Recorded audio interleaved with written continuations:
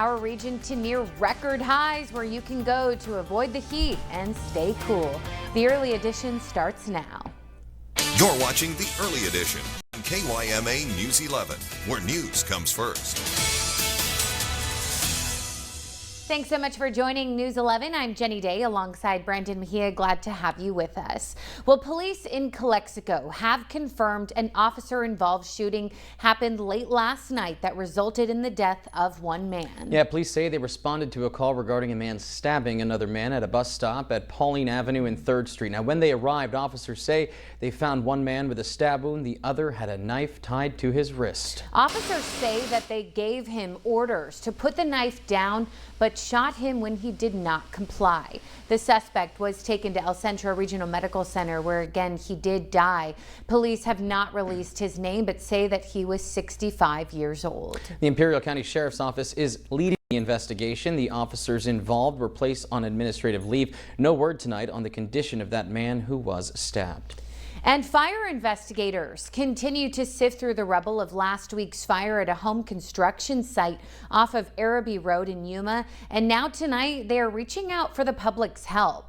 Last Wednesday, these flames from a new subdivision could be seen for miles. In total, 3 homes, all in the framing stage of construction, were completely destroyed. Fire investigators aren't ruling out any possibilities and are looking again for your help. They're hoping you may have video or pictures that were taken of the fire that night.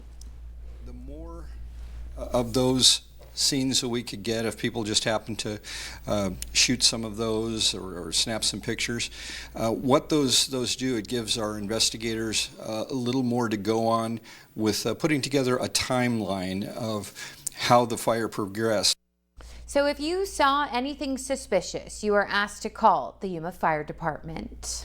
To the border now, as agents in El Centro were able to seize almost $1 million worth of cocaine yesterday at the Highway 6 checkpoint.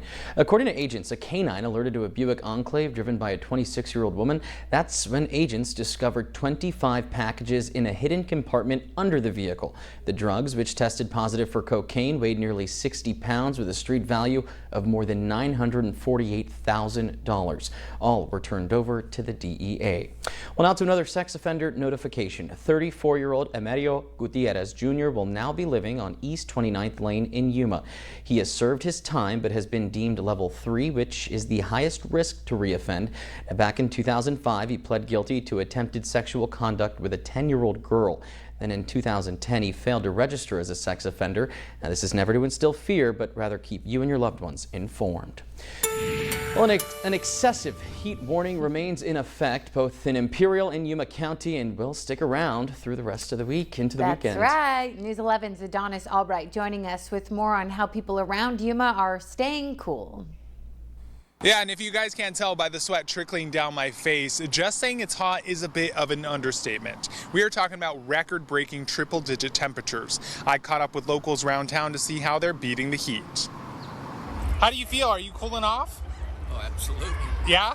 Absolutely. It's starting to feel a whole lot like summer. Locals and visitors alike are gathering at the Colorado River in downtown Yuma to cool off from those hot temps. You guys usually come down here to cool off from the heat? Exactly, yes. Does it help? Is it nice? It's nice. And those not making a splash are trying to stay out of the sun. Actually, yesterday was one of the worst days.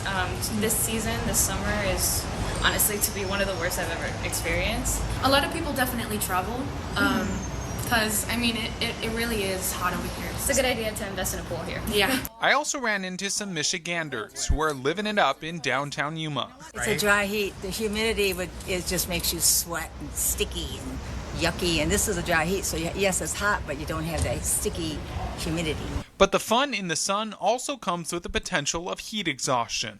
Things like headache or might be nausea, weakness, extreme perspiration. Mike Erford with the Yuma Fire Department says the best way to avoid any heat-related illnesses is to stay out of the sun and, most importantly, stay hydrated. One of the best treatments is hydration, because that's one of the reasons we see heat illness is people fail to stay hydrated. Yuma County has cooling centers set up around town to get people out of the sun and into some AC. Each designated center offers water and shade.